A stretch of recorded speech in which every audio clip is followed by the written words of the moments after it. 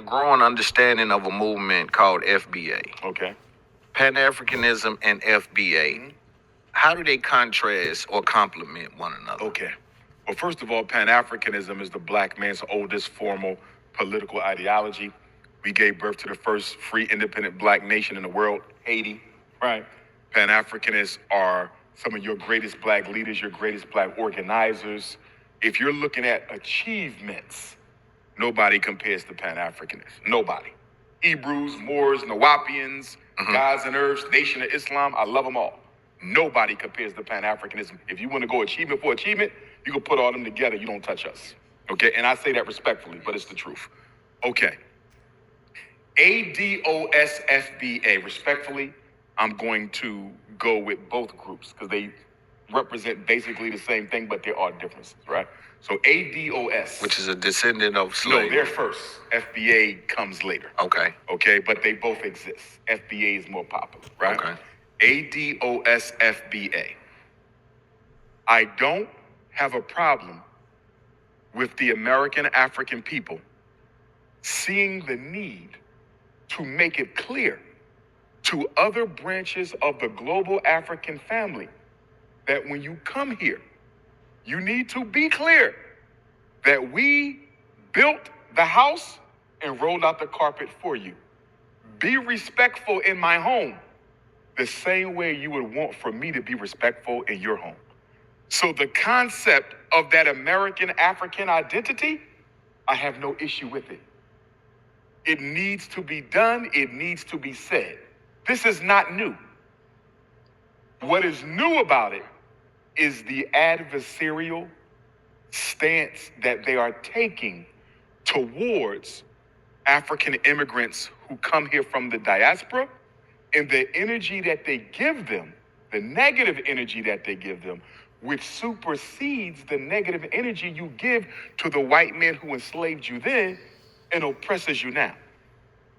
There's nothing a continental African immigrant can do to me that can supersede what the white man has done to me.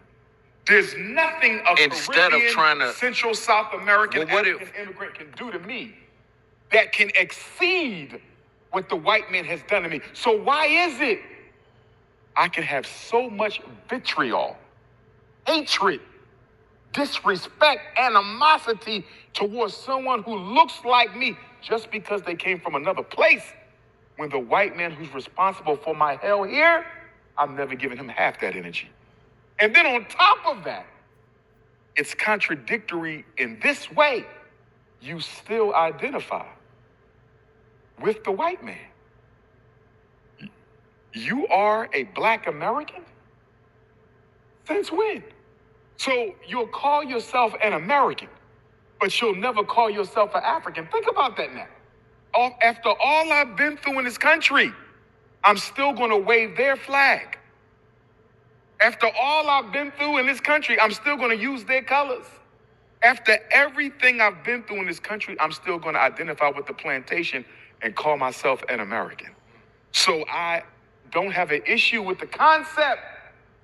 I take issue with the strategies. And what about if someone is saying that, all right, we look at anyone that is putting in our place and getting access to resources that belong to us because they built their core wealth off coerced labor from our people, but you can come in as an African, as a quote unquote immigrant, and get certain access to things that maybe the foundational black Americans, what they call themselves, believe that, that's our stuff.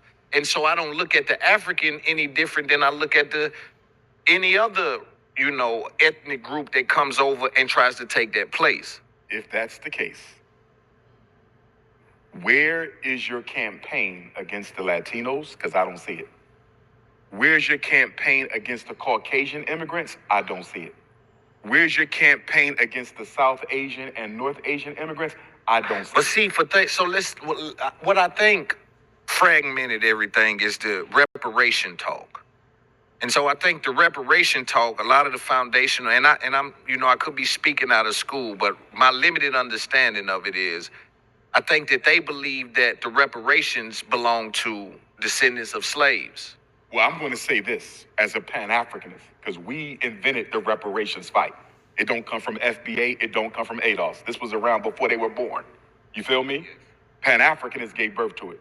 Reparations for me is not about different groups and sects of the race fighting for their crumb off the big pie. This should be one fight, one reparation. Do you feel me, Loon? We can split it up how we want to split it up after we get it.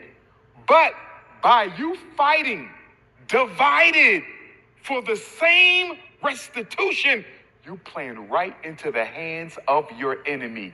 There was one slavery, took some of us to the Caribbean. There was one slavery, took some of us to the Americas. There was one slavery, took some of us to Central and South America, right?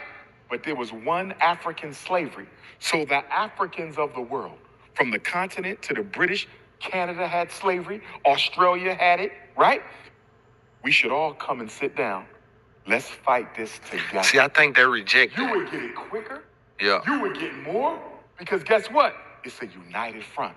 But because we hate each other more than we hate racism, because we hate each other more than we hate racism, I don't want to unite with no black Africans. I don't want to unite with no Caribbeans. And you got Africans saying the same thing. I don't want to unite with no descendants of no slaves, right? I want to fight my own thing. So ECOWAS got their own fight. Black British got their own fight. Canada got their own fight. Black America got their own fight. And it's sectionalized, sectarian. That's what I'm saying. Nobody communicating with each other. So the white man going to play his old game of what? Divide and conquer, separate and rule. That's why I wanted to have a conversation.